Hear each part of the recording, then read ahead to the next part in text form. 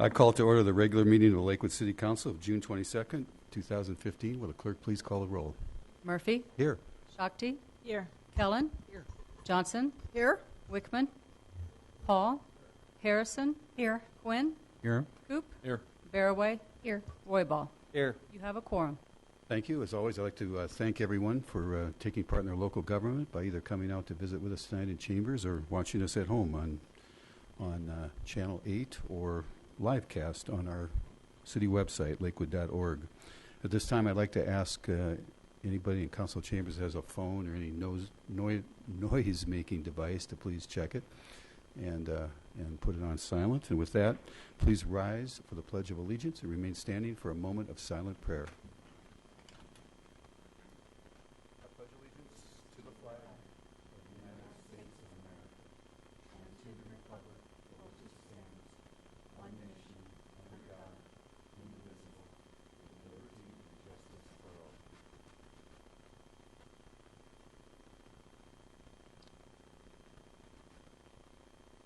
Thank you.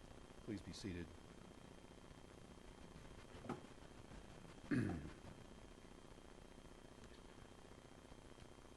You know, as I was bowing my head, I was thinking about the victims of that senseless tragedy in Charleston, South Carolina.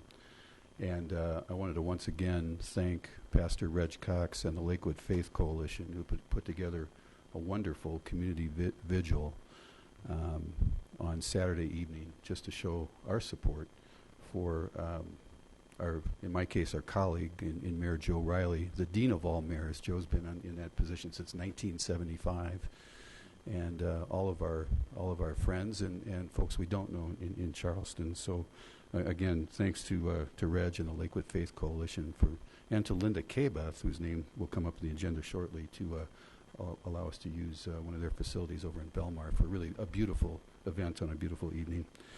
All right. Speaking of, will the clerk please read item 4 into the record? Item 4, Resolution 2015-41, reappointing Kathleen Curtis and Linda Kabeth to the Board of Directors of the Alameda Corridor Business Improvement District. And again, this is just... Do I open this up for public comment, Tim? No. All right. This is something that's required by state statute. If there is a business improvement district within the boundaries of a municipality, the governing body has to approve the appointment of members of the board, and that's what we're doing tonight. Matter of routine nature. Kathleen Curtis, we all know, with Village Roaster, and as I mentioned, Linda Kabeth with GF Properties, Vice President with GF Properties, actually is in charge of Belmar. So I'm ready for a motion. Mayor Murphy, I'd like to move for the adoption of resolution number 2015-41. Second. All right, we have a motion and a second. Any discussion? If not, please cast your votes. And it passes unanimously. Once again, we thank Kathleen and Linda for their willingness to volunteer their time on the board of the Alameda Gateway Business Improvement District. All right, on to public comment. This is the portion of the meeting where the public is invited to address City Council on items that do not appear on the agenda. All comments should be directed to us up here in the dais. As always, I ask that all in attendance observe the decorum here in City Council chambers, refrain from applause or audible support or discord with the speaker. There's a 3-minute time limit for public comment.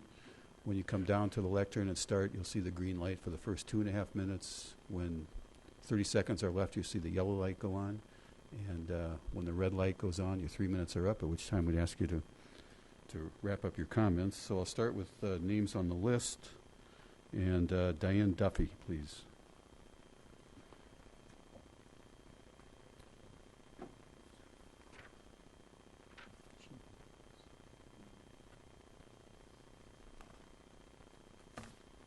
Good evening. I'd just like to bring something to Council's attention as we're in a meeting for the Planning Commission.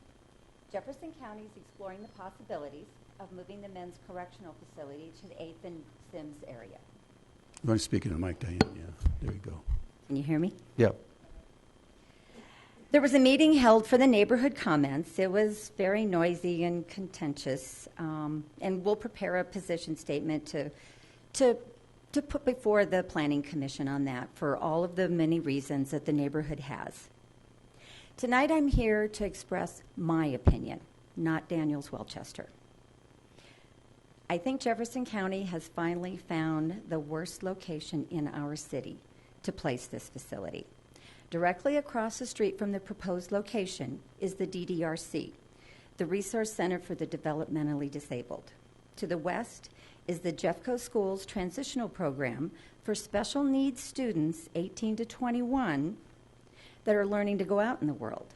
A block south is the Juvenile Assessment Center for troubled youth, and 2 blocks east is the Jeffco Health Services, where young single moms bring their kids for immunizations and to obtain services from the WIC program.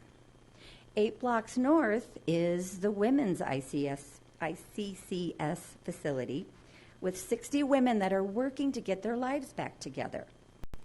These are the individuals in our community that can least be capable of dealing with this in their area.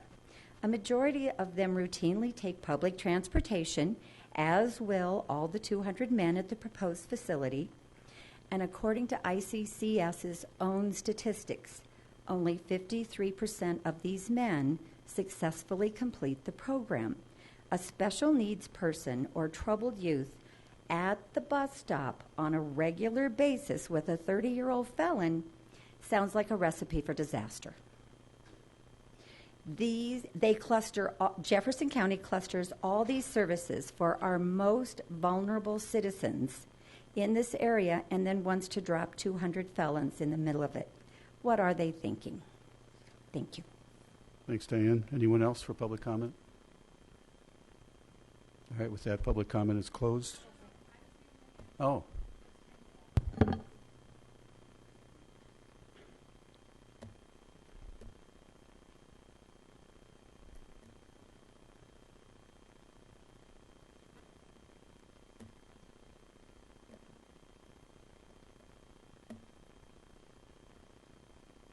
Welcome, Heather. Good evening. Mayor, honorable council members, people of Lakewood. On July 14th at 9 a.m., the Colorado Court of Appeals will hear arguments about whether Lakewood citizens will be able to recover the attorney's fees which they spent to defend their properties against their very own city government. That's right. Lakewood's own city government tried to give away city property and destroy the home values and neighborhood cohesion in several neighborhoods in wards 4 and 5 in 2012 and 2013.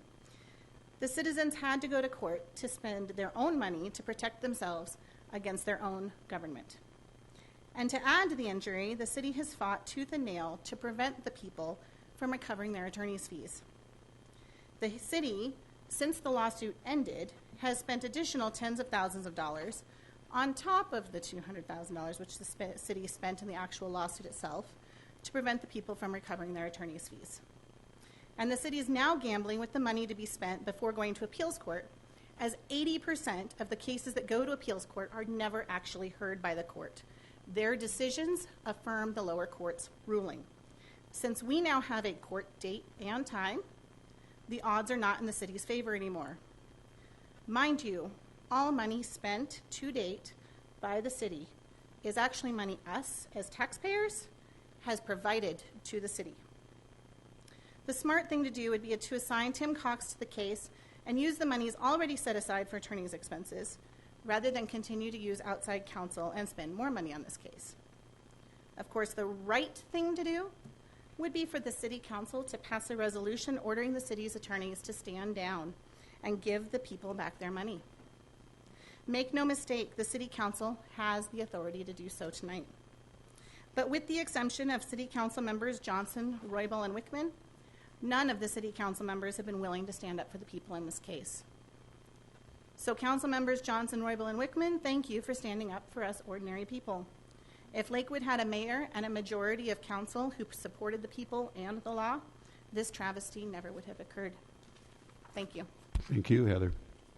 Anyone else? All right, with that, public comment is closed. Will the clerk, let me turn it over to the city manager. Thank you, Mayor.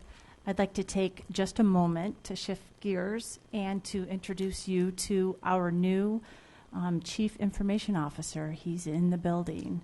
So I'd ask Mark Prey to come to the podium, please. City Council, this is our new Chief Information Officer. His name is Mark Prey, and I'll ask Mark to speak a little bit about his educational background as well as his career background. Thanks, Mark. Welcome, Mark. Thank you very much. I'm very pleased to be here. I have a degree in business administration from Regis University. I spent the last 17 years as the CIO for the city of Aurora. I'm very excited to be in this organization. I think there's a lot of progressive thought, a lot of great technology already in place with the opportunity to do even more. So I'm really thrilled with the organization. In particular, the management team here is really, really good to work with. So, How about the city manager? Is she good to work for? Here, I can help you with I that. think she's so far so good. Good. Thank you. Thank you Thanks very for much. coming out. We're thrilled to have Welcome. him, and we're thrilled to welcome Mark. And also, actually, Aurora's loss is Lakewood's gain. We appreciate you moving across town. Thank you. All right. Will the clerk please read the items on the, well, let me read the instructions first. Just want to see what we've got on the consent agenda. All right. The use of the consent agenda has been made to expedite council action. It contains, as it does tonight, both resolutions and no first reading ordinance tonight, so I'm going to dispense with that part of the instructions. Any council member may request an item on the consent agenda be removed for separate discussion and action under general business. Will the clerk please read the items on the consent agenda into the record? The consent agenda consists of items 6 through 8 inclusive. Item 6, Resolution 2015-42, authorizing an intergovernmental agreement between the City of Lakewood and the Colorado Department of Transportation to implement travel time projects along Kipling Street and Colfax Avenue. Item 7, Resolution 2015-43, authorizing an intergovernmental agreement between the City of Lakewood and the Colorado Department of Transportation to improve Wadsworth Boulevard between Highland Drive and 10th Avenue. Item 8, approving minutes of City Council meetings, regular City Council meeting, June 8th, 2015. Thank you. Hope I didn't lead anybody to believe there are any ordinances on the consent agenda. Obviously, there are not. I'm ready to open up public comment on any items on the consent agenda, the two resolutions. We don't have a public hearing on either one of these. Anyone in chambers wish to comment on them? These are both items that have been in our budget. All right. With that, public comment is closed. I'm ready for a motion on the entire consent agenda. Mayor Murphy, I approve for, let me start all over again. Mayor Murphy, I move for approval of the council minutes for the acceptance of the minutes of boards and commissions, for the adoption of resolutions, all of which are included in the consent agenda items introduced into the record by the city clerk. Second. All right. We have a motion and a second. Any discussion or questions on the consent agenda? Councilor Johnson? Thank you. I was actually getting lost in the weeds on this first resolution. The contract speaks quite a bit regarding contractors, liability, permits, quite a bit going on. And it also mentions that we will be paying $52,700. Is that going to be the total amount that we're going to pay? And please talk to me a little bit about it. What exactly is our responsibility at the end of the day with this? Thank you. I'll ask Jay Hutchison, Public Works Director, to respond to your questions. Thank you.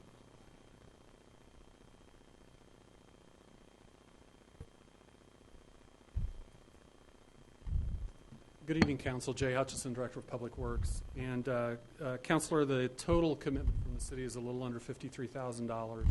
It's the $52,697 that's in the resolution, or in the request for council action. The total project cost is about $306,000. So a large majority, I think about 80+%, is being paid for with federal funds. We don't anticipate another ask then? That would No. be, okay. That's the entire project. Okay, I guess that's it. Thanks, Jay. Thank I you. do have another, wait a minute, I do have another question on the resolution 43 regarding improvements on Wadsworth from 10th to Highland Drive.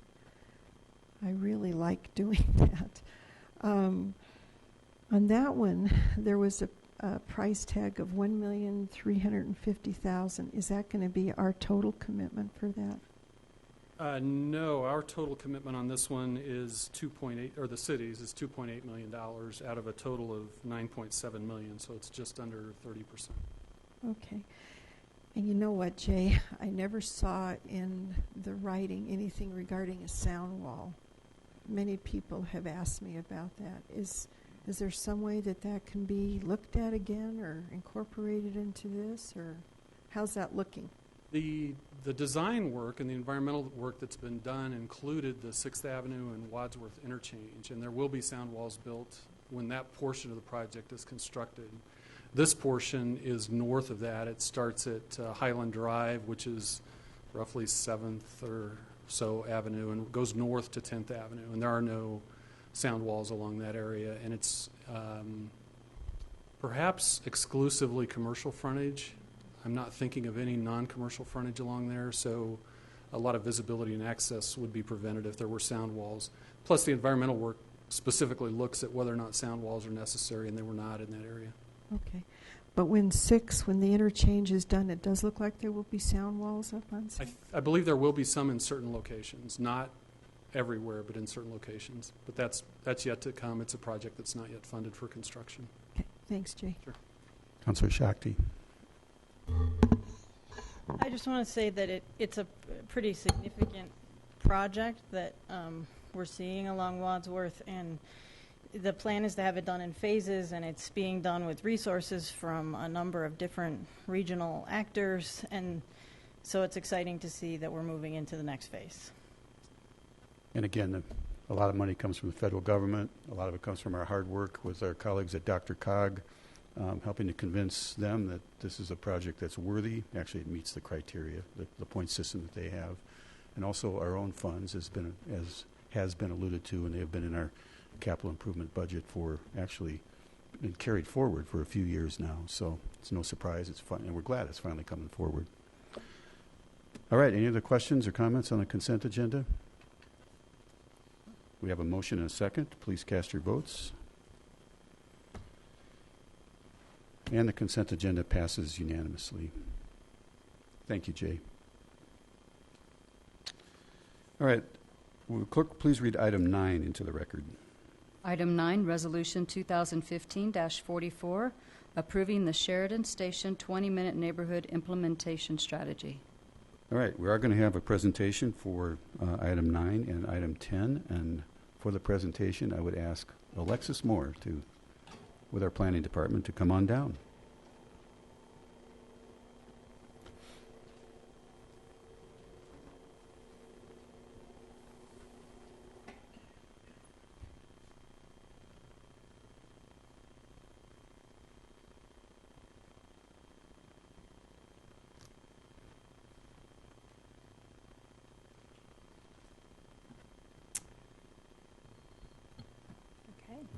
Good evening, Mayor and City Council. I'm Alexis Moore, planner in the City's Comprehensive Planning and Research Division, and appreciate your time this evening as I present the Sheridan Station 20-minute neighborhood implementation strategy. Before we get into kind of the document and the presentation, I just want to mention kind of a few things. This plan is really implementing the vision that was established by residents around the Sheridan Station, both in Denver and Lakewood, a number of years ago. We went through a lot of public process and meetings and dialogue to create the Sheridan Station area plan for the Lakewood side as well as for the Denver side, and those were both adopted several years ago. And those plans established the long-term vision for the area as well as helped to inform the zoning that was put in place around the station. This plan in no way makes any recommendations about changing any of that zoning or that vision. It really is about supporting the existing community and residents in the area and looking at some of the fine-grained elements of implementation of that vision. So just to kind of make sure everyone's on the same page when we think about what we are talking about a 20-minute neighborhood, this wheel graphic in front of you was developed through the process with the community. And it really, I think, highlights the 6 building blocks to this 20-minute neighborhood. The components are around healthy living, housing, connectivity and mobility, destinations and community events, marketing and branding, and jobs. And I'll speak in a little bit more detail later in the presentation about some of those specific recommendations. But the long-term idea really is to have a neighborhood that you can safely, conveniently walk to the destinations that you need on a daily basis without needing to own a vehicle. And to really put it simply, you can live in the neighborhood without owning a vehicle, either because you can't afford to or because you choose not to. I think it's also important to note that the recommendations in this plan help to implement a lot of the vision and the goals in the Lakewood Sustainability Plan and new comprehensive plan that you just adopted recently.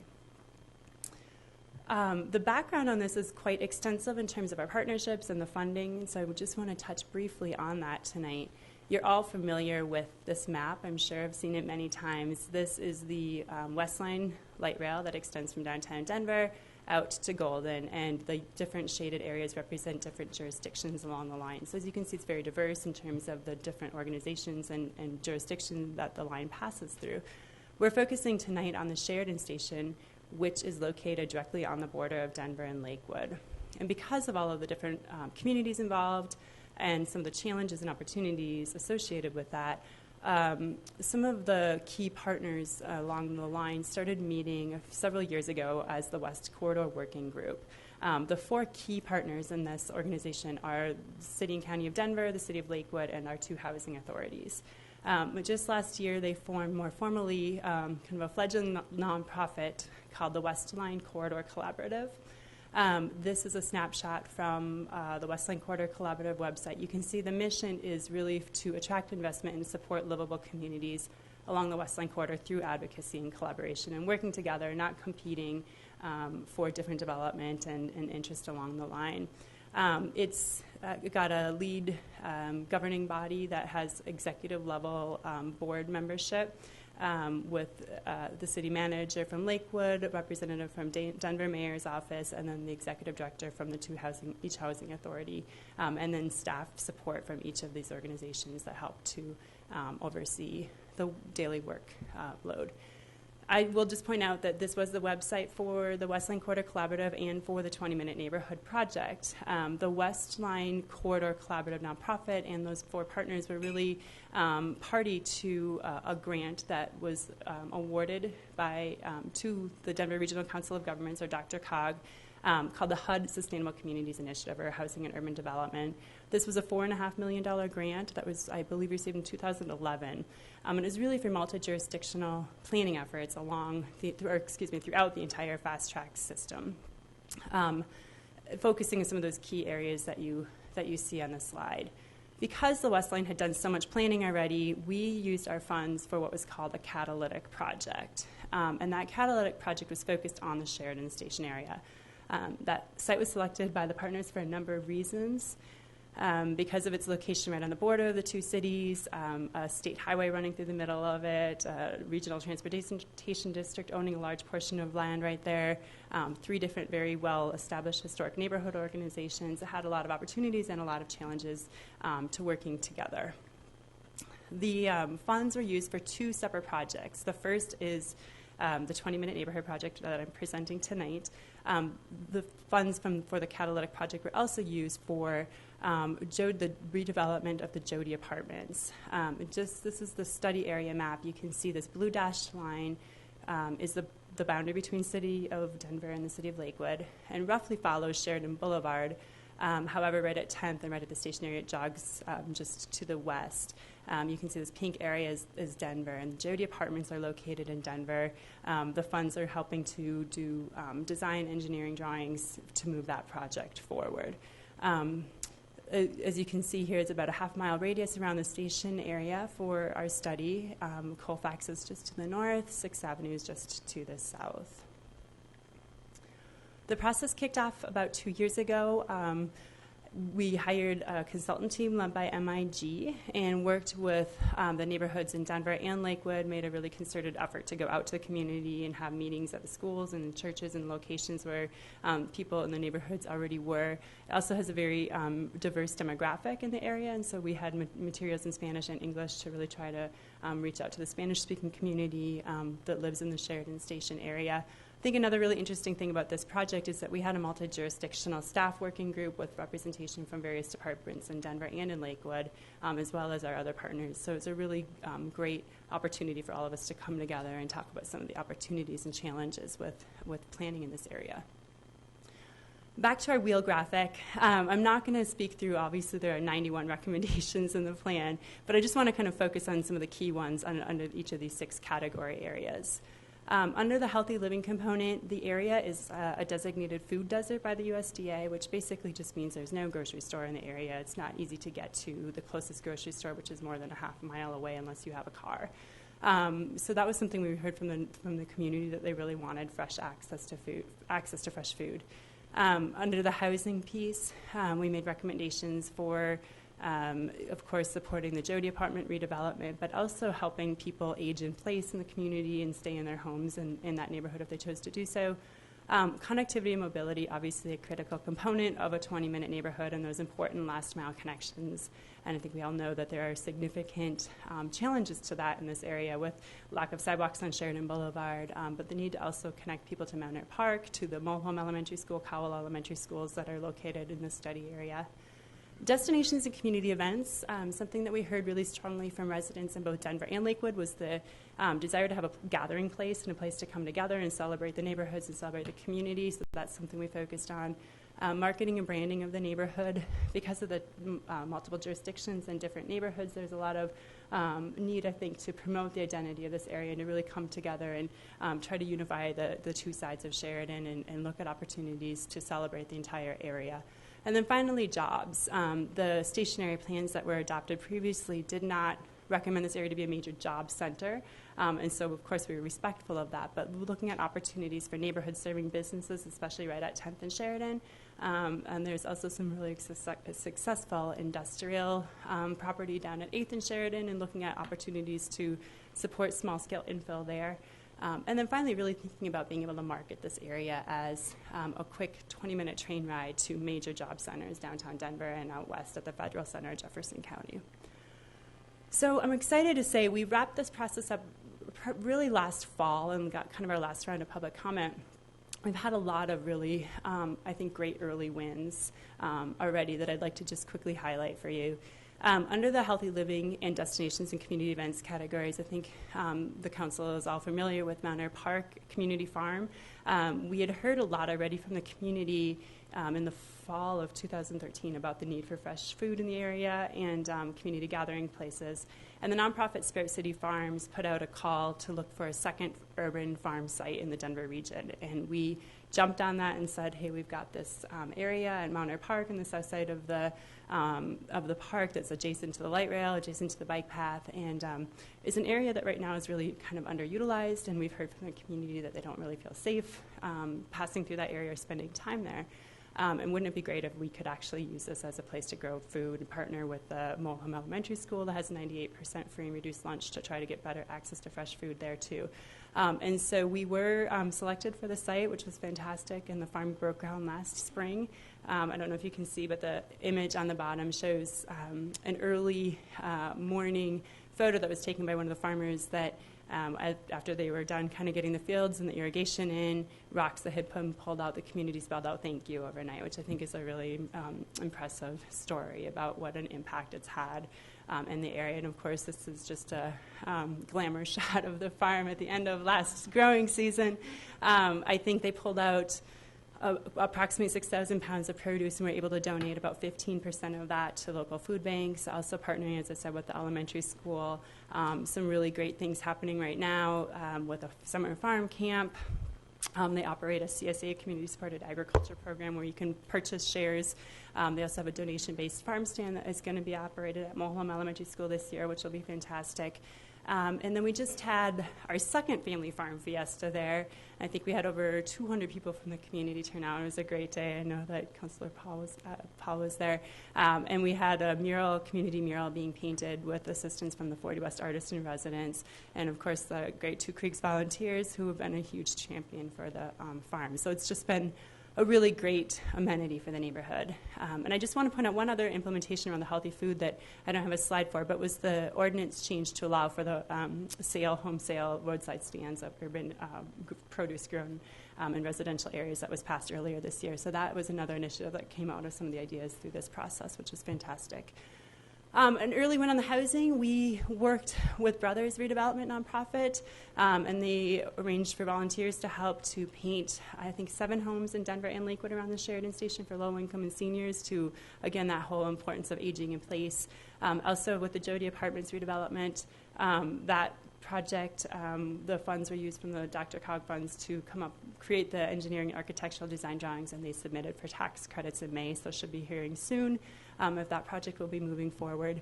On the marketing and branding, I think many of you are familiar with the box wraps that we did with RTD funds. We wrapped about 34 of these utility boxes along the West Line, and Lakewood managed that project. And we worked with the artist at the Sheridan Station to take input from the community and design the boxes to celebrate the 20-minute neighborhood concept and the 3 neighborhoods, the 2 cities at the Sheridan Station. And then finally, again, the connectivity and mobility piece that's so critical for this area. We heard from the community and transit riders that being on the Sheridan Bridge as a bus user was very unfriendly. There were no benches, there was no shelter. We've been able to identify bus shelters to place there. We worked with our Public Works Department last year, and they painted some bike sharrows on the pavement, which are bike lane markings, very inexpensive way to help guide cyclists and pedestrians between the light rail bike path that goes to the west on the north side of the tracks and down to the Sheridan Station area and connecting into the trail system going east into Denver. That was kind of a confusion point for people. So that's a quick win that was low cost and I think very helpful.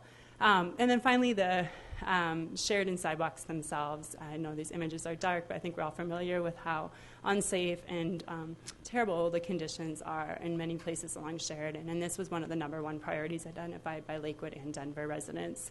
And we're really excited that we're able to use some missing links money and some grant dollars to get those sidewalks built, which will be a huge success for this area.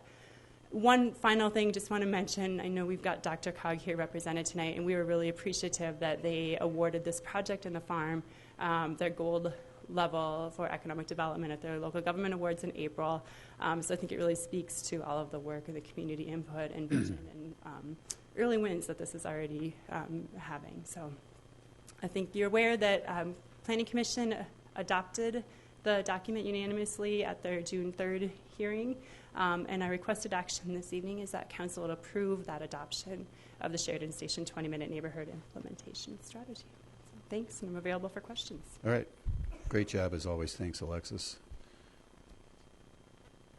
We'll open up for public comment in a second here. I just want to comment on what a great process this has been. It's been going on for several years now, since, 2011. That $4.5 million grant obviously did not all go to this planning process. It all went to a regional planning process, but we received a portion of that. And to see, I had the privilege of being involved in the sort of the early iteration of the West Corridor Collaborative, along with City Manager Hodson and representatives from the Mayor's Office in Denver, and at that time also RTD and GSA, and as you say, the 2 housing authorities. And that formed the policy foundation for the types of implementation that we're seeing now. It's just incredibly exciting to see all the community engagement that's been involved in this throughout these years. I remember Urban Land Institute TAP, Technical Assistance Panel, a couple of years back that was overflow house, really, for the presentation in terms of what the possibilities could be at that site. So often we talk about the need for investment along Sheridan. Well, here we are, and it's already showing dividends. So thank you very much. All right, let's open it up for public comment. I'm going to just go slightly out of order and ask Paul Andretti with Dr. Cog to come down first and talk a little bit about their role and their view of this extraordinary plan. Thank you, Mr. Mayor. Good evening, City Council members. I am Paul Aldretti. I'm the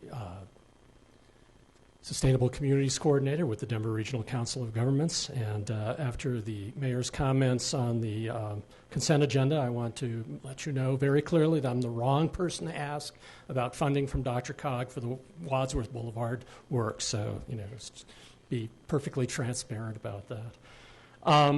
I think Alexis talked very well about the SCI project. It was a $4.5 million grant that we received in 2011. That was a 3-year grant, but that should have ended in February of this year, but we were so frugal with our money that as of February we had about $250,000 left. We got an extension from HUD. The grant now ends on August 15th, and we've been able to do some additional work, which we're very pleased about. This station area is very important to the city and both cities. But else, I have to tell you, it's also very important to me. I live by Sloan Lake. I drive through this on Sheridan all the time. Every weekend, I ride the West Line bike path out to Golden. I'm very appreciative of those chevrons. Believe me, I've gotten lost more than on one occasion, so that was a nice addition. And so the reason I'm here tonight is really to congratulate you on the completion of this part of the project. And certainly we want to recognize Roger Wadnall and Alexis and the other members of the Lakewood staff that worked on this. This was really an inspiring and great project. DRCOG is really pleased to have been able to put funding towards this and to be a part of it. And we've been participants in several of the events that occurred. I personally have attended several of the community workshops, and MIG and the city did a great job on the project. And I think that when you see the slides and hear Alexis' presentation tonight, you get a real feeling for the quality of the work that went into that.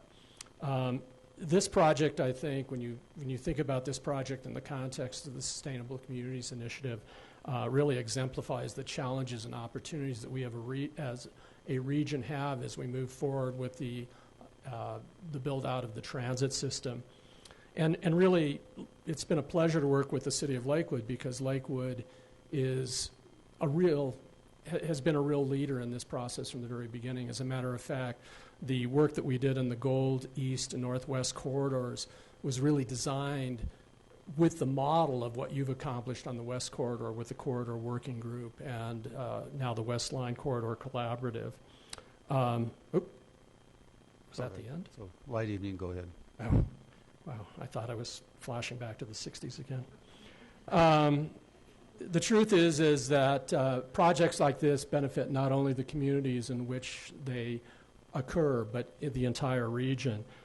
It serves an example of what can be done and the results that can be accomplished when we work collaboratively across communities and also within individual jurisdictions. So you guys are once again in leadership. The mayor and some of you have been part of delegations that we have brought to Belmar and other places in Lakewood from cities throughout the country to see what's been accomplished in the region here, but specifically in Lakewood. And I know that can sound really burdensome to be a leader, but the fact is you're not alone in this. You have a lot of people who are out there and want to help you, and certainly, although the grant is ending, the Denver Regional Council of Governments would like to provide any technical assistance we can in moving this project forward. So that's where you are right now. Tonight you get to start that process of moving the results of this study forward. And believe me, I get calls all the time from people who say, so what's the next steps in the Sheridan Station? And I said, well, the first one is on June 22nd when the Lakewood City Council acts on this. So thank you very much. Thank you for all your work. Thank you for letting me come and speak before you this evening, and certainly good luck in the future. I don't know. I suppose I can be available if anybody has any questions from the DRCOG perspective. We'll see. Thanks, Paul. And again, just to be clear, I consider that part 2 of the presentation, not public comment. So that's why I changed the order and extended the time limit. But anyway, all right. To the roster, Maddie Nichols and Kathy Hosford.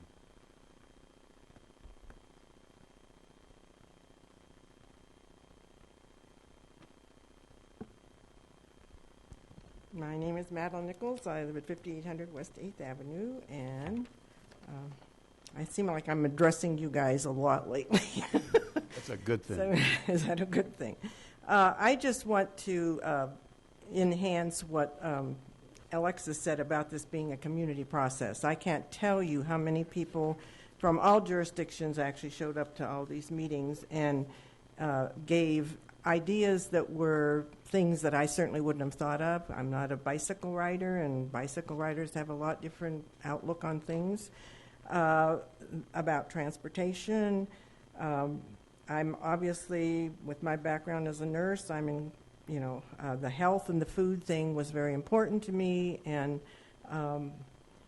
I think, I never thought of our neighborhood as a food desert, but we sure do need a grocery store. And we used to have a grocery store in this horrible little 10th Avenue, 10th and Sheridan shopping center that has gone down the tubes. And the TAP study that Mayor Murphy referred to, I think brought out a lot of different ideas that could happen in that area with just some catalytic things happening. So I just want to say that I think this process was exceptional. And Alexis, the people from the city of Denver, all the neighborhoods, We Can, Two Creeks, Villa Park, we all worked together, and it was a very eclectic meetings. So I would hope that you all will,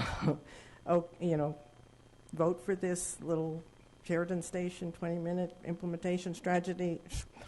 A lot of us are doing that. Right. And if we can get even half of the 91 whatevers that we put in there, it will make our neighborhood better than it has ever been. So that's the other thing I'd just like to say.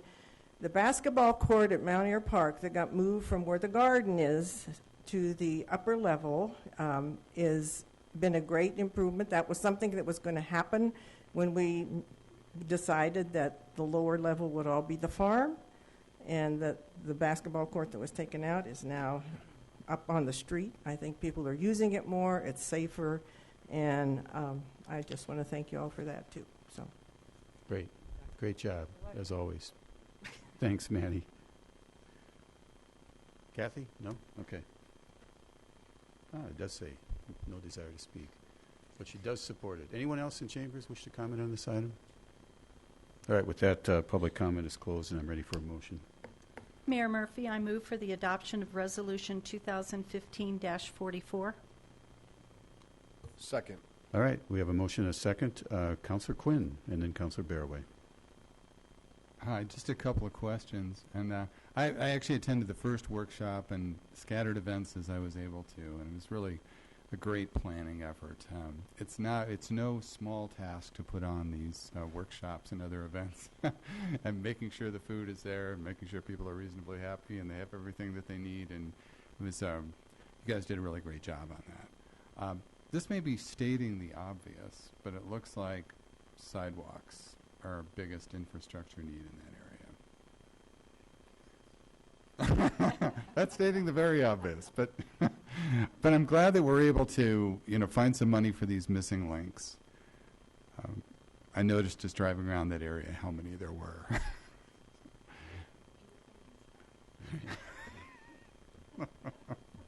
My fellow counselor is picking up. Welcome, welcome to for North stating the obvious. Yes. So do we have any idea in terms of the total scope of the need over the next few years, what that is? Are you talking about cost? Yes.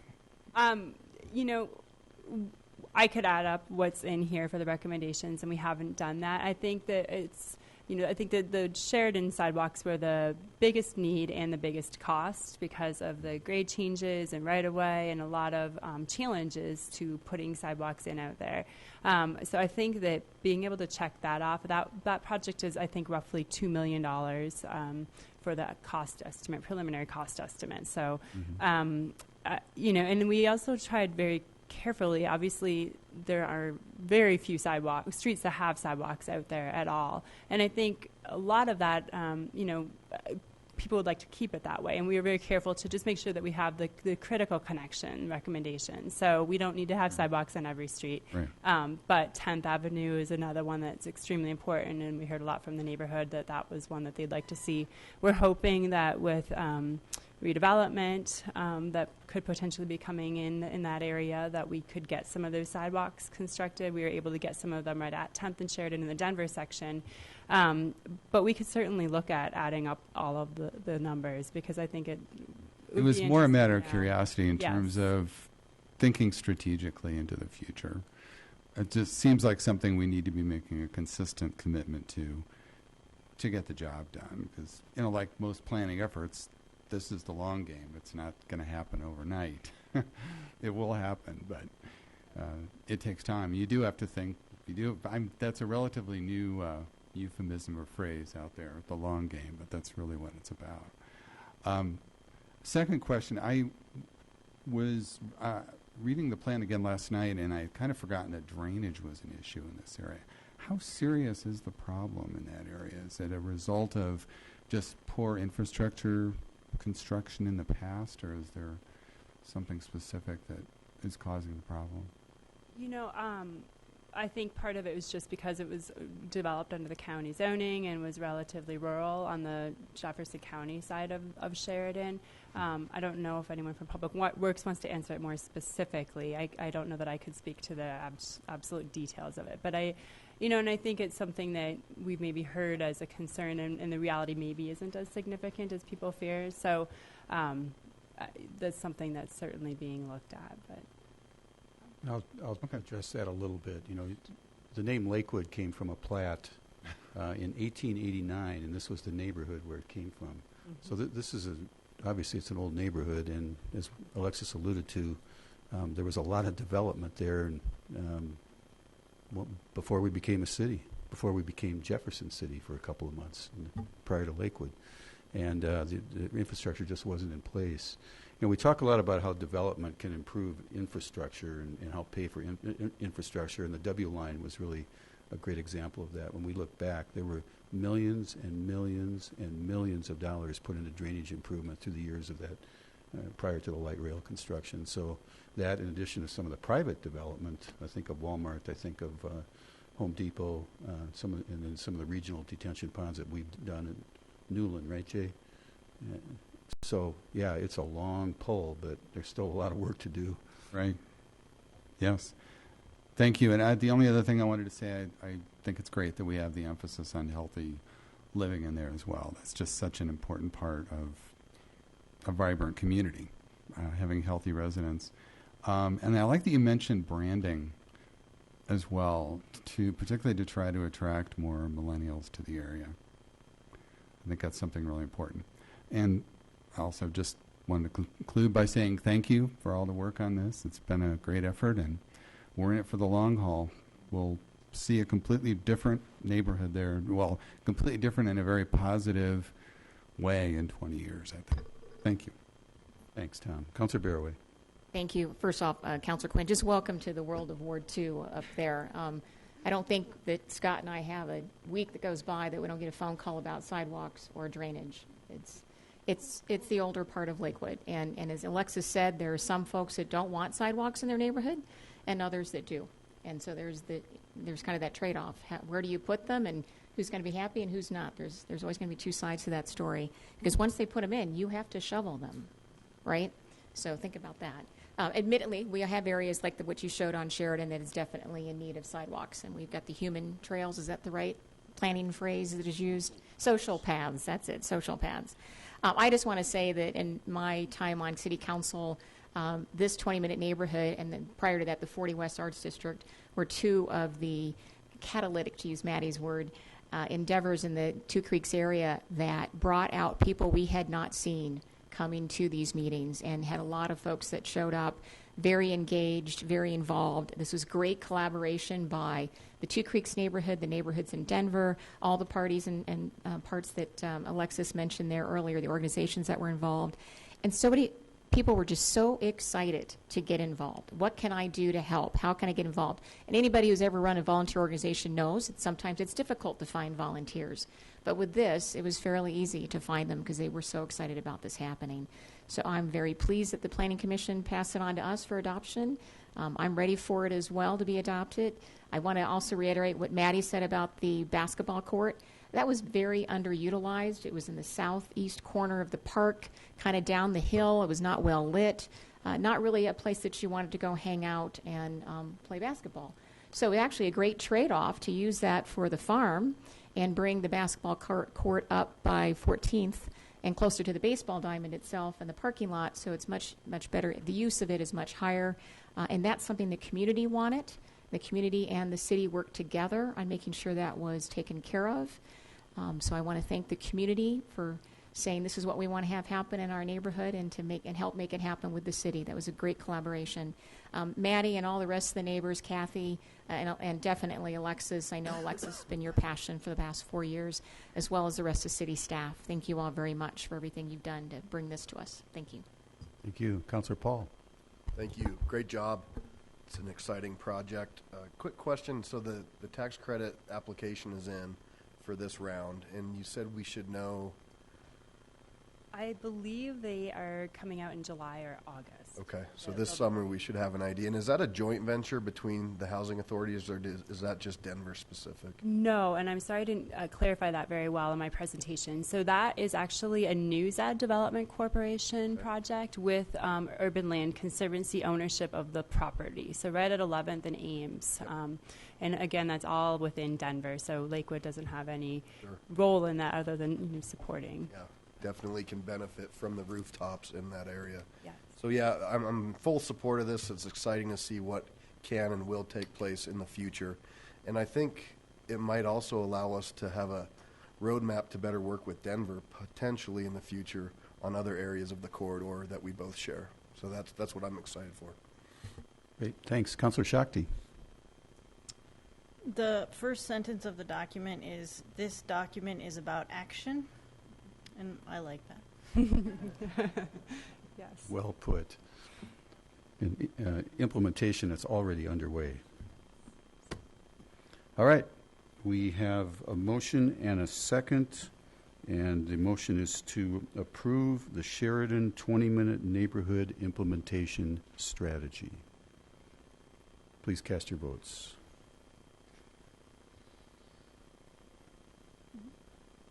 And it passes unanimously. Thank you.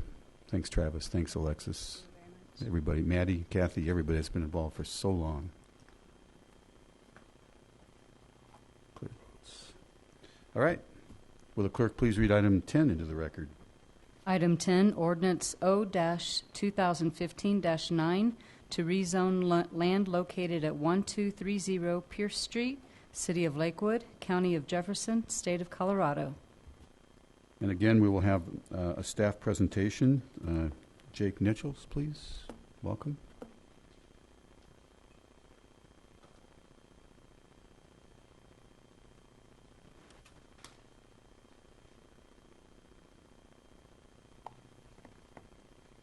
Good evening. Excuse me. Good evening, Mayor, members of City Council. My name is Jake Nichols. I'm an associate planner with the Development Assistance Planning Division, and I'm here to present on case RZ 15-001, the proposed rezoning for 1230 Pierce Street. However, before I start on my presentation, I'd just like to acknowledge an error in the introductory paragraph of the Planning Commission resolution. It references the mixed-use neighborhood zone district when it should reference the mixed-use residential zone district. However, it is correct in the findings of fact and order and the actual ordinance. I'd also like to just say that I'm feeling a little under the weather tonight, so as a result, you can only take credit for a portion of this perspiration on my forehead. Oh. Where's the makeup team when Nice. you need them? All right. Off to a good start, Jake. Nice.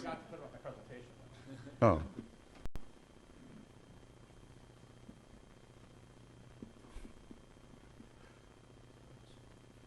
So the applicant is proposing to rezone the property from large lot residential R112 zoning to mixed-use residential MRU, mixed-use residential urban, MRU zoning.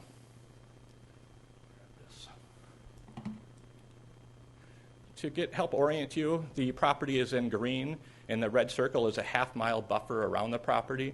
As you can see, the West Colfax Commercial Corridor and the Lamar Station are both within the half-mile radius. In fact, the Lamar Station's approximately a third mile from the site, 1/3 mile from the site.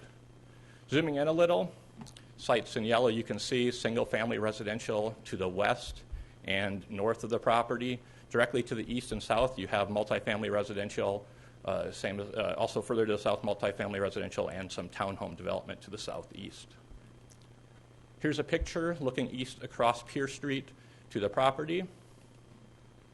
Here's a picture looking north from the existing multifamily residential, again at the property. As you can see, the property is currently zoned R112, as is the area to the west and north. To the east and south, the MRU zoning district. The existing R112 is primarily a single-family residential zone district. It does allow for some limited institutional uses, but is really intended to be single-family residential. The proposed MRU zone district allows for a mix of uses. However, it is intended to be a residentially based zone district, and it does have restrictions on commercial and office uses. More specifically, in this situation, any commercial or office use would be restricted to 20% of the building area. And your staff report contains a fairly detailed comparison of the development standards for each district. I'm going to spare you that kind of in-depth presentation, and what I'm going to jump into are the development standards that are triggered by the adjacency of the single-family residential. First, we'll start with the design transition zone. This states that any building in a mixed-use zone district within 125 feet of a single-family or duplex zone district with a single-family or duplex use must demonstrate compatibility with that adjacent residential use through things like architectural design, site layout, landscaping, screening, and other site-specific conditions. Next is the height transition zone. This states in a similar situation, again, adjacency, single-family, or duplex, with any building within 75 feet of that boundary has to comply with the adjacent maximum height standard, which in this case is 35 feet. And also, there are additional landscape buffers due to the single-family zoning to the north of the property. So along the north, they'd have to pick between one of these four options, ranging from no setback with a 6-foot solid masonry wall all the way to a 30-foot buffer with trees and shrubs. And as you can see, there's also a 10-foot and a 20-foot option there. Here's a picture, and this is the northern side property line, which is the area that the landscape buffer would be required. As you can see, it's a little overgrown. There are public improvements required with the proposed rezone. There will be a 5-foot wide detached sidewalk along the Pierce Street right-of-way. The existing driveway access to the property and the head-in parking off of Pierce Street would both be required to be removed with the rezoning, and future access would be through the existing driveway directly to the south of the property that serves the multifamily development. So here's a conceptual site plan that the applicant has provided. The darker gray area here shows the 75-foot height transition zone, effectively limiting the entire site to a 35-foot maximum height. I'd like to point out also, the site, I believe, is can't read it from here, but it's about 100 feet wide. So the entire site is required to meet the design transition standard that I mentioned earlier. The crosshatch area here is the area where the existing head-in parking is. It would be removed, and where the new detached sidewalk would go. This here is representing the 30-foot maximum landscape buffer, so the landscaping would be required here, and the dotted line here is essentially the building area. However, it's showing a 25-foot setback. That could actually be 5 to 25 feet. Here's a picture of that head-in parking that would be required to be removed. And I'd like you just to take note of the bike lane here along Pierce. That will come up later.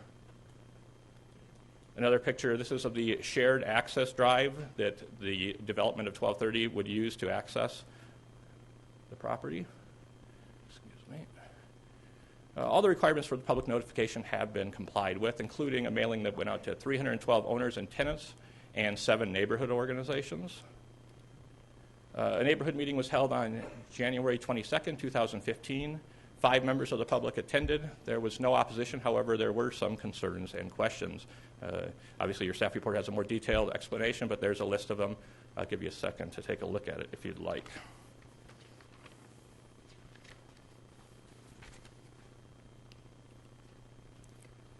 The Planning Commission held a public hearing on May 6, 2015, where one person spoke, expressing his preference that the site remain single-family residential. The Planning Commission unanimously recommended approval. There are 3 criteria used to determine whether a proposed rezoning should be granted. The first is it in conformance with the intent of the zoning ordinance? And is it compatible with the surrounding land uses or the land uses envisioned by the comprehensive plan? And is it consistent with and will it help implement the comprehensive plan? Regarding conformance with the intent of the zoning ordinance, the removal of the head-in parking along Pierce will not only reduce potential conflicts between vehicles, it will also reduce potential conflicts between vehicles and bicycles. The required sidewalk will help improve connectivity and allow for some transportation options and essentially a better pedestrian environment. The proposed rezoning will allow for reinvestment in the community and an increase in housing options. And those design standards, design transition and height transition standards I mentioned earlier will ensure that the development integrates into the neighborhood. As far as compatibility with the surrounding land uses, it is essentially an extension of the existing MRU zone district to the east and south of the property. Again, the MRU district is a residential-based district with restrictions on commercial and office uses. The comprehensive plan identifies this area as a growth area intended for medium-density residential, and more specifically, the comprehensive plan calls out the MRU zone district as a medium-density residential zone district. Staff feels it is consistent with the comprehensive plan and will help implement the comprehensive plan, and that housing goal LH1 calls for the provision of a mix of housing. Growth area goal IG83 envisions the Lamar Station area as a community that is founded on transit-oriented development principles, and the multimodal transportation goal, MMT1, calls for an improved pedestrian and bicycle environment in the city of Lakewood. So with that, staff believes that the proposed rezone is in conformance with the intent of the zoning ordinance, and that it is compatible with the surrounding land uses or the land uses, let me back up, and the land uses envisioned in the comprehensive plan, and that it is consistent with and will help implement the comprehensive plan. I forgot my checks. All right. With that, staff and the Planning Commission recommend that City Council approve rezoning case number RZ 15-001. That concludes my presentation. After the public hearing, after the applicant's presentation, either myself or another staff member would be happy to answer any questions. Thank you. Great job. Even under the weather. All right, I'll now open up the public hearing on this item. We have 2 names on the list that indicated a desire to speak. First, George Seidlinger. Not bad, huh? Perfect the first time.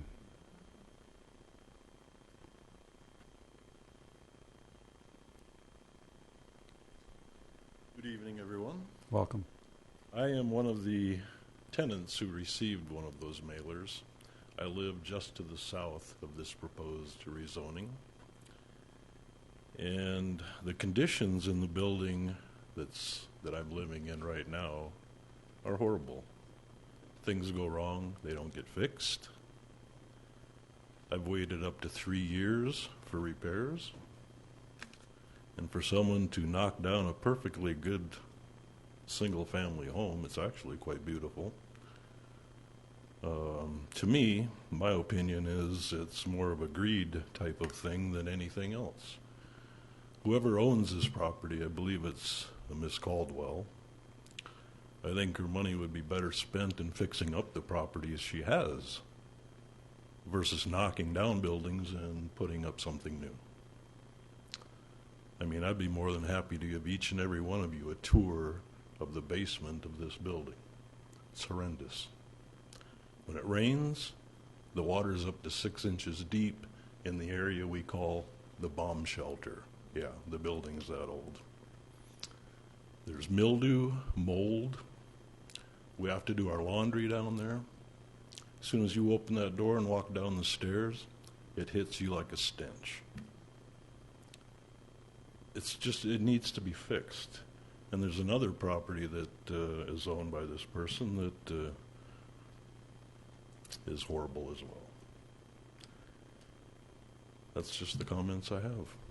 All right, thank you. All right, Kathy Hoshford favors the request but does not wish to speak. Maddie Nichols favors the request but does not wish to speak. Correct? All right. Anyone else in chambers wish to comment on this item?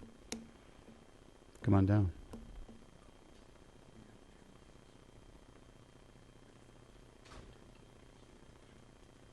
Yeah. Good evening, Council. I wasn't sure which order. I represent the applicant, Karen Caldwell, this evening. Is this the appropriate time to speak? Or Actually, that was my mistake. I should have let you go first. I did not know that you were here. So okay. Any time is fine. I'm an easy guy to overlook. So, at any rate, thank you, Council. Also would like to thank staff and Jake for the incredible job he did on his presentation. I couldn't add much more to it. I would like to just point out that we did have significant conversations with both owners to the west and to the north of the single family, and we did get letters of no opposition. And we're working with them, and we'll be working with them on the future site plan development. We're very concerned about providing a landscape buffer that's adequate for the folks to the north and obviously across the street. So this is one of those transition areas that we're going to have a sidewalk out there for probably the only one on the block for quite some time, but I guess you have to start someplace. So someone was mentioning on the how long it takes to develop some of these things, and this is certainly one of them. We do have the advantage with this site to combine it with the existing MRU zone. As you see on the slide there, this property essentially will then make more of a square zone, so it's more contiguous with the uses. So it makes sense from the, from the road that this be one zone. We also have access to the street to the east, which does have sidewalks that will take you up to the rail area. So while we're waiting for the rest of the neighborhood to join us with the sidewalk construction, we do have a secondary access that we can use in the interim. So Karen is also here this evening if you have any questions. I think it's just to reiterate what Jake had said, the transition zone, which was adopted by Lakewood, is an excellent standard for cases like this that will give the residents in Lakewood assurances of compatibility with adjoining neighborhoods, especially on the single family. So we'll be at a 35-foot maximum building height.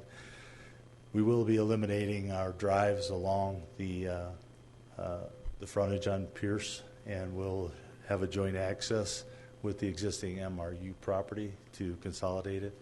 Along with that, we will be jointly using amenities, and we'll also enjoy some capital input to improve the conditions there at the existing facility. So I'm available, as well as Karen, if you have any questions. Thank you. Sure. Thank you very much.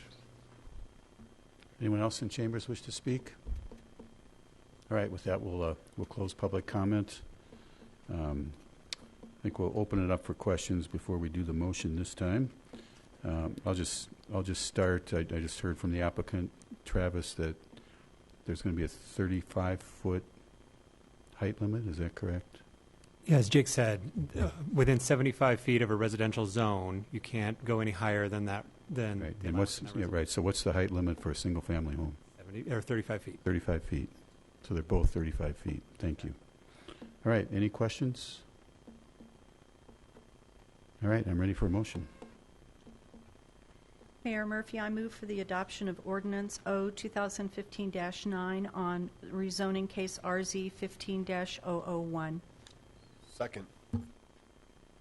I should also add, on second and final reading, based on the findings of fact of the Planning Commission. Second. Councilor Paul was asking Tim if we could just get a quick clarification on our sort of standards for rezoning, and I guess I'll put words in your mouth by saying property conditions of another property are not part of our standards. It's land use, right? Right, land use, the zoning criteria in the zoning resolution that were discussed by Jake, and the land uses compatibility with the surrounding land uses, and consistency with the comprehensive plan. Those are the criteria that you should be considering. We don't consider who the owner is or who the applicant is and what kind of track record they may or may not have. That's not part of the criteria you would consider. Right. All right, thanks. All right, we have a motion and a second. Please cast your votes.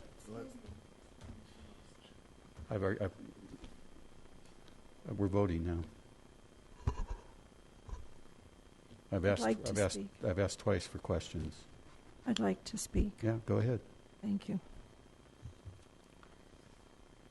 I apologize. I tried to get in there quicker. This one is actually a bit personal for me. I grew up around the corner, and I spent most of my weekend walking around this neighborhood, all around the neighborhood. You know, I keep hearing that there's not affordable housing for our youth. There are some beautiful homes in this area. They're old, they're run down. With a little bit of sweat equity and time and energy and money, they would be beautiful again. Once you change the zoning like this, it doesn't stop.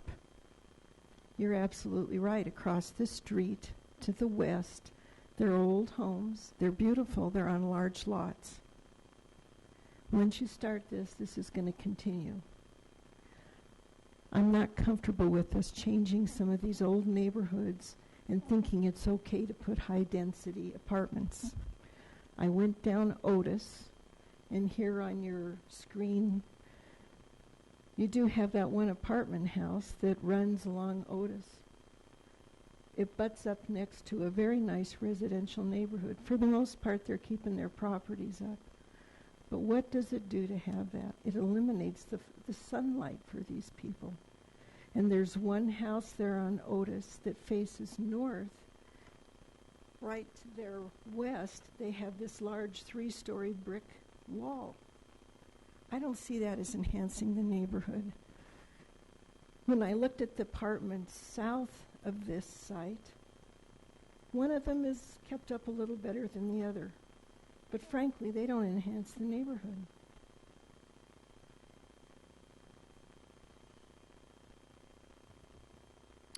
Again, once we start changing the zoning like this, it just continues. I don't see this as an advancement. I want to see our old neighborhoods revitalize. Let our kids have a way to buy a home that they can buy it cheap and fix it up. I will not be supporting this. All right. Councilor Shakti? I just want to say that I also think there are a lot of lovely houses in that area. And I think where we differ is whether doing this rezoning means there'll be more rezonings necessarily. And I think that this property does make sense given its position. And then also just to add that I understand there's more issues, but one of the issues you raised was the sunlight. And I think the height restrictions that we were hearing some of when you're adjacent to a residential area would help with that concern. So, Thank you. Councilor Paul. Thank you, Mayor. I would just like to address the fact, a couple things here, and this goes back to, we had a rezone again many years ago with Tafolinos, and there were suggestions saying, well, the property owner should do this or the property owner should do that. Well, we're not the property owner, and the property owner owns that house and is coming before us to ask for their property. So I support property rights, and the key here is any other property that wants to be rezoned will be coming back to this body. So there are some controls in place as that goes. And frankly, some of these prices in this area are not, and this is outside the scope of what we're being asked to do. These aren't starter homes. This property is very valuable. So I think it's reasonable. I think it's obviously in line with what's surrounding it. And it's something that the neighborhood has said that they welcome. And on this one, I'm going to go with the neighbors around there and with the neighborhood who does support this. Thank you. All right, seeing no more comments, please cast your votes. And it passes 9-1. The nay is Councilor Johnson. All right, any general business? Michelle, no? On to Kathy, anything else for executive report? All right, on to council reports. I just want to quickly mention a couple of things, a couple of upcoming opportunities. A couple of upcoming opportunities for applications. The neighborhood participation program, which we've been running for many, many years now, $160,000 in total budget for neighborhood projects. The application period is now open, and you can read about the specific requirements online, but the application period is open through Friday, September 18th, and you can go to www.lakewood.org/NPP, as in Neighborhood Participation Program, to apply. And then also a wonderful program that we have. I was up at the Colorado Municipal League Conference, and there were a lot of folks talking about trying to imitate a program that we have here called the Citizens Planning Academy. And our application period is open for that, and it's open through 5 p.m. on Monday, July 20th. So it's an opportunity to really learn what planning is all about. All right. Mayor Pro Tem Paul, anything? Council President Harrison, anything? I just wanted to say thank you to the citizens for sending me to the Colorado Municipal League. Boy, my mouth is just not working tonight. In Breckenridge last week, we attended so many excellent classes that told us about really important things. And to kind of give you an idea how spur of the moment the information was, the Supreme Court gave a ruling on Wednesday morning about signs. And did you know I happened to attend the class on signs regulation, and he had that information and was presenting it to us at that moment. So that tells you how good the classes are and how appropriate it is for us to go. We really do learn a tremendous amount when we attend those conferences. And I just wanted to say thank you. Great. Thank you. Councilor Roybal. Oh, thank you, Mayor. Councilor Shakti and myself are going to have our Ward 3 meeting on Saturday at 9 a.m. at Phillips United Methodist Church. Please come join us. Thank you. Thank you. Councilor Barraway. No report, and just remember, no meeting next Monday because it's the 5th Monday. Thanks. Councilor Coop? No. Councilor Quinn? Yes, briefly, this coming Wednesday, June 24th, is Bike to Work Day. Great opportunity to go out and bike to work if you haven't done so. If you're a regular biker, then you probably already are doing this. But it's a great way to promote cycling as a commuting option. And right here in Lakewood, we're going to have several water stations and breakfast stations. Now in Ward 5, down at the Stonehouse, we're going to have a breakfast station from 6:30 a.m. to 9 a.m. and a water station at Buck's Barbecue starting, I think, at 3 or 4 in the afternoon for the trip home.